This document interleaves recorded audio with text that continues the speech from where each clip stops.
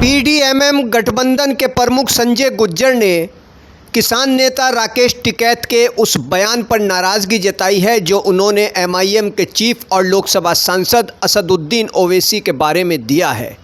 मानव जगत लाइव के लिए असद सिद्दीकी के मुताबिक भारत बचाओ संविधान बचाओ आंदोलन के राष्ट्रीय अध्यक्ष एवं पीडीएमएम गठबंधन के प्रमुख संजय गुज्जर ने पत्रकारों को दिए अपने बयान में भारतीय किसान यूनियन के राष्ट्रीय प्रवक्ता राकेश टिकैत के बयान की कड़े शब्दों में निंदा की। उन्होंने कहा है कि राकेश टिकैत ने असदुद्दीन ओवैसी के बारे में जो बयान दिया है वो पूरी तरह से बेबुनियाद है, बल्कि उन्होंने अपने बयान में अमर्यादित शब्दों का इस्तेमाल किया है। असदुद्दीन ओवैसी के बारे में इस तरह का बयान नहीं दिया जाना चाहिए, क्योंकि असदुद्दीन ओवैसी एक संजीदा नेता हैं और सबकी अपनी अपनी पॉलिटिक्स है। असदुद्दीन ओवैसी भी वही कर रहे हैं। जानिए संजय गुज्जर ने मीडिया से बातचीत करते हुए अपने बयान में क्या कहा। सर, ये जो राकेश टिकैत ने असदुद्दीन ओवैसी साहब के बारे में बयान दिया है, उसके बारे में आपका क्या कहना है?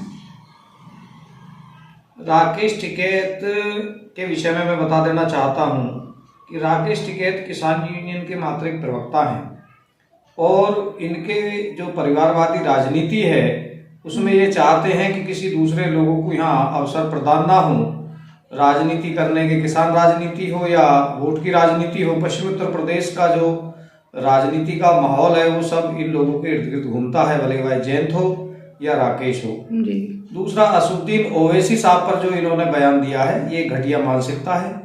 हम भारत बचाओ संविधान बचाओ आंदोलन के राष्ट्रीय अध्यक्ष और पीडीएमएम गठबंधन के प्रमुख होने के नाते इस शब्द की और इस भाषा की, ये राजनीति की भाषा नहीं है, अमर्यादित भाषा है और इसकी हम कड़े शब्दों में निंदा करते हैं। सांड कहने की जो भाषा है वो बिल्कुल पूरी तरह गलत है और राकेश टिकैत को इसके लिए पूरे मुस्लिम समाज के आवाम से और देश की जनता से माफ़ी मांगनी चाहिए।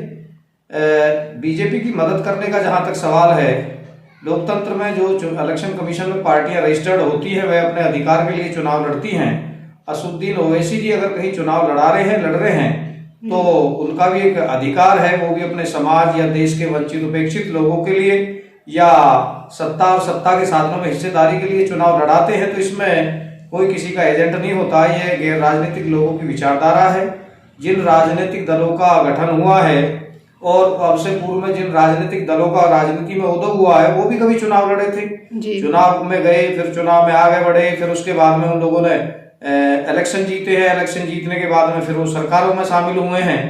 तो राकेश टिकैत की जो भाषा है वो एक गलत भाषा है और हम बता देना चाहते हैं कि ये राकेश टिकैत साहब सरकार की तरफ से नुमाइंदगी करते थे। जब किसान आंदोलन की मीटिंगें होती थी सरकार के साथ में किसान आंदोलन के नेताओं की, और मुजफ्फरनगर दंगे का सबसे बड़ा अगर कहीं हीरो रहा है तो राकेश टिकैत, इनके भाई नरेश टिकैत और भी इनके संगठन से जुड़े, किसान यूनियन से जुड़े और भी बहुत सारे लोग हैं। तो सेकुलरिज्म की बात करना या सेकुलरिज्म की राजनीति पे अगर ये कोई बयान दे तो ये तो इनके को समझना चाहिए देश की जनता को कि ये मूर्खता है, ये सेकुलरवादी विचारधारा के लोग नहीं हो सकते। दूसरा, राकेश टिकैत सर पर पगड़ी जो केसरिया बांधे घूम रहे हैं तो ये अपने आप में खुद में इंगित करती है कि भारतीय जनता पार्टी से किसके रिलेशन है, किसके नहीं है। किसी भी समुदाय, जाति, धर्म के हम लोगों को ना असदुद्दीन ओवैसी साहब की पार्टी से कोई लेना देना है, ना उनसे हम लोगों का कोई व्यक्तिगत वो है।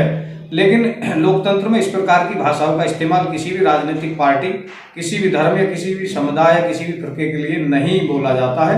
ये पूरी तरह गलत है और हम इसकी कड़े शब्दों में निंदा करते हैं। मुस्लिम आवाम के लोगों से भी यही हम अपील करते हैं कि भैया आप जो लोग किसान यूनियन में हो इनका साथ छोड़िए और देश का सबसे बड़ा सशक्त संगठन है भारतीय किसान यूनियन सेकुलर, इसमें आप शामिल हुई। आपके मान सम्मान और अधिकारों की रक्षा की पूरी जिम्मेदारी हमारी है। जी, धन्यवाद, बहुत बहुत धन्यवाद।